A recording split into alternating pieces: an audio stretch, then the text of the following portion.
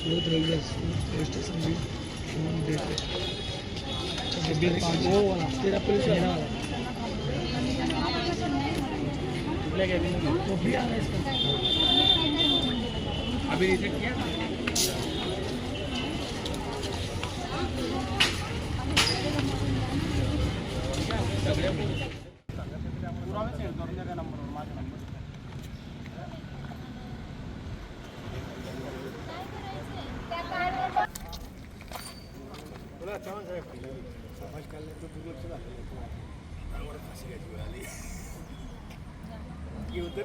नाहीतर खुर्च्या खाली करा.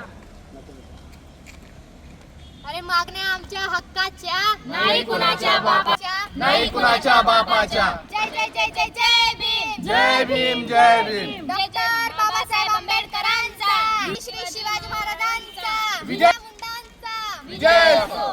Students power nation power. Nation. त्यांना न्याय मिळालाच पाहिजे. मिळालाच पाहिजे मिळालाच पाहिजे. विद्यार्थ्यांना न्याय मिळालाच पाहिजे.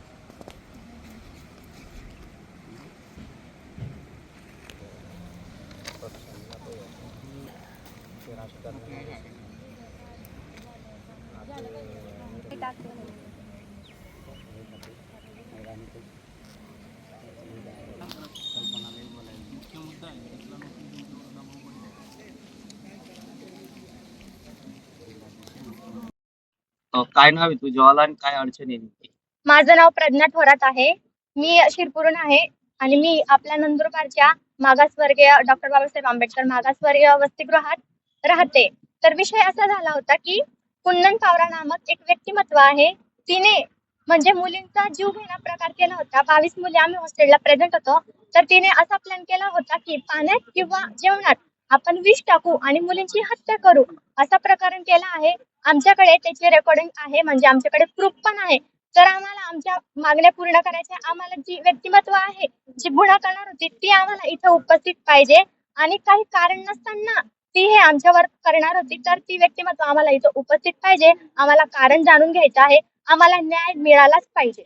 गेल्या किती दिवसापासून हा सगळा प्रकार चालू गेल्या होता? 15 दिवसापासून हा प्रकरण चालू होता, पण आमच्याकडे प्रूफ नव्हतं. पण आता आमच्याकडे प्रूफ आहे आणि त्या जी व्यक्ती आहे ती कुंदन पावरा, तिला अटक झाली पाहिजे आणि आम्हाला न्याय मिळालाच पाहिजे. आम्ही हॉस्टेलमध्ये 3 तासापासून आंदोलन करत होतो, पण काहीच झालेलं नाही. आमच्या वंचित बहुजन आघाडीचे सदस्य आले, विद्यार्थी समितीचे सदस्य आले, त्याच्यामुळे आम्ही कलेक्टर ऑफिसला आलेलो आहे आणि आता तरी आम्हाला न्याय मिळालाच पाहिजे. रस्ता आहे सर, घर पण नाही, घरातली लोक पण असतात सर मध्ये. एवढा सुनसान रस्ता आहे. रस्त्यात जर आमच्यासोबत काही झालं तर सर ती व्यक्ती जर असं स्वतंत्र फिरत राहिली सर रस्त्यात, आम्ही एकटे दुखते येतो सर, कॉलेजला एकटे जातो. जर तिने मध्यंतर जर काय केलं, माणसं लावून जर आमच्या घात करण्याचा प्रयत्न केला, हे काय उत्तर देतील सर? यांच्याकडे काय उत्तर असणार आहे? आमच्या जीवाचे जास्त कमी झालं तर गेटवर आम्हाला सेक्युरिटी सुद्धा नाही सर, लाईट सुद्धा नाही सर. त्या रस्त्यावर आम्ही एकटे दुखते येतो. जर अर्ध्या रस्त्यात जर काय केलं सर त्या व्यक्तीने, तर हे काय उत्तर देणार आहे? सेफ्टी सांगून कुठली सेफ्टी प्रोव्हाइड केली हो सर यांनी आमच्यावर? नेहमी एससीच्या मुलींवर का अत्याचार होता सर? गेल्या 48 तासापासून आज पूर्ण 50 तास झाले तरी अजून काही सुद्धा ऍक्शन घेण्यात आलेली नाहीये. मग आम्ही अत्याचार सहन करू का? जोपर्यंत आम्हाला न्याय भेटत नाही ना, तोपर्यंत आम्ही इथून हलणार नाहीये. सर पण बाबासाहेबांचा सरसरचं रक्त आहे, आम्ही इथून हलणार नाही म्हणजे हलणार नाही. मी पहिले काय विचारलं, मी कॉल केला त्यांना, तुझं नाव काय? सर यांना नावाशी काय घेणं देणं आहे? आमच्या प्रॉब्लेम तुम्ही सॉल्व्ह करा ना सर. आणि विषय काय होता, पोरींच्या मरणाचा विषय होता. पोरींना जीव घेणा प्रकार केला यांनी विष टाकून.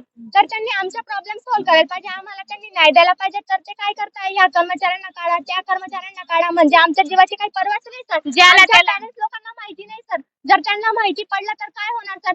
गोरगरिबाची लेकरं येतात सर, आमची घरं एवढी लांब आहेत, कुठल्या वेगवेगळ्या जिल्ह्याहून आलेले हो सर. आम्ही गरीबाचे लेकर आहे, शेतकरी, आमचे आई वडील. मग आम्हाला न्याय भेटायलाच पाहिजे की नाही?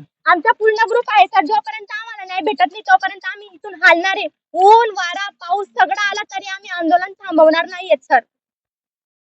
काय नाव आहे तुझं नेमकं आणि तुमच्या काय समस्या काय आहेत? माझे नाव सविता उत्तम थोराते, मी मोडची आहे आणि आम्ही इथं डॉक्टर बाबासाहेब आंबेडकर मागासवर्गीय मुलींचे शासकीय वसतिगृह होडतर्फे हवेली नंदुरबार इथं आम्ही वसतिगृहात राहतो. आम्ही इथं शिक्षण घ्यायला आलो. तर कुंदन पावरा नावाची जी एक कर्मचारी आहे, तिने आमचा जीव घेण्याचा प्रयत्न केलेला आहे. तिने पाण्यात किंवा जेवणात औषध टाकण्याचा प्रयत्न केला गेलेला आहे. आमच्याकडे ह्या गोष्टींचे प्रूफ पण आहेत. ती व्यक्तीला असंच आम्हाला फ्रीडम द्यायची नाही. ती व्यक्ती स्वतंत्र फिरायला नको. तिला कुठल्याही परिस्थितीत अटक करायची आहे आणि तिच्याकडून आम्हाला जाणून घ्यायचंय तिने का म्हणून असं केलं, एवढ्या 22 मुलींचा जीव घेण्याचा प्रयत्न का केला तिने, तिच्याकडून हे आम्हाला जाणून घ्यायचं. ती एकटीच नाही, तिच्यासोबत 2 व्यक्ती पण आहे तिच्या प्लॅनिंग मध्ये सामील. त्यांना सुद्धा विचारायचं आहे की का म्हणून जीव घेण्याचा तुम्ही प्रयत्न केला एवढ्या 22 मुलींच्या. आणि आम्ही 3 तासाचं आंदोलन करत होतो सर. साहेबांनी काय ऍक्शन घेतली नाही. त्या व्यक्तींना आम्ही प्रेझेंट करायला लावत होतो, ते अजूनपर्यंत इथं उपस्थित झालेले नाही. आम्हाला आमच्या हक्काचा न्याय मिळाला पाहिजे. दुसरं आम्हाला काहीही नको. तिने काय केलं, कशासाठी केलं किंवा का करणार होती हे आम्हाला जाणून घ्यायचंय बस. मला एक सांग, टोटल किती मुलींचं हॉस्टेल आहे ते? सर एकूण संख्या पूर्ण 60 आहे, पण सध्या मेडिकल स्टुडंट आहेत फक्त, कारण मेडिकल स्टुडंटला सुट्टी भेटत नाही. मेडिकल फक्त 22 विद्यार्थी आहेत, तर 22 विद्यार्थ्यांचा घात करण्याची मोठी प्लॅनिंग चालू होती सर. आणि वरिष्ठ अधिकाऱ्यांनी सुद्धा काही ऍक्शन घेतली नाही. आम्ही 2 दिवसापासून ते कळवलंय सर, तरी सुद्धा काही ऍक्शन घेतली नाही. म्हणून आम्हाला आज हे आंदोलन करावं लागतंय. 2-3 दिवस होऊन गेले सर, आम्ही ही गोष्ट त्यांच्या कानावर टाकली. 3 दिवसांनंतर ते आज ऍक्शन घेत आहेत. आज ते गुन्हा दाखल करायचं सांगताय सर. आम्ही बाहेर बसलो म्हणून त्यांनी आज पाऊल उचलला सर. उद्या उठून जर मुलीचं काय होऊन गेलं असतं सर, यांनी काय उत्तर दिलं असतं आमच्या पालकांना.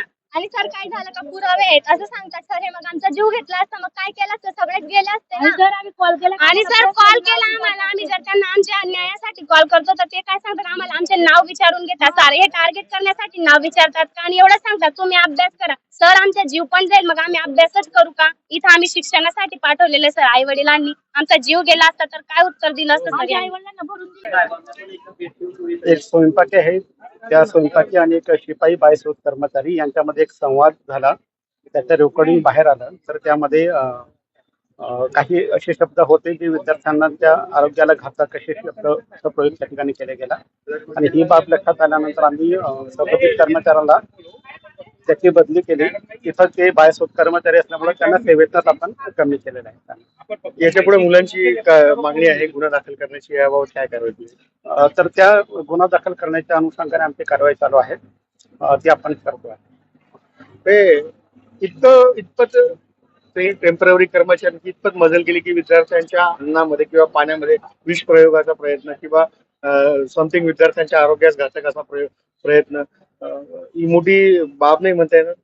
नाही, हे जे काय झालं ते खूप चुकीचं आहे आणि आम्ही त्याचा निषेध करतो आणि आम्ही तात्काळ कारवाई केलेली आहे. आणि सुरक्षेच्या अनुषंगाने आम्ही जे सुरक्षा रक्षक आहेत त्यांची सुद्धा बदली आपण करतोय.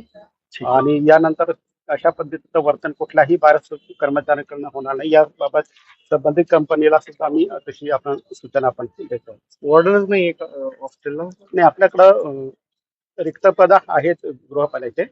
आपण अतिरिक्त पदभार देऊन आपण कामकाज करून घेतो सध्या.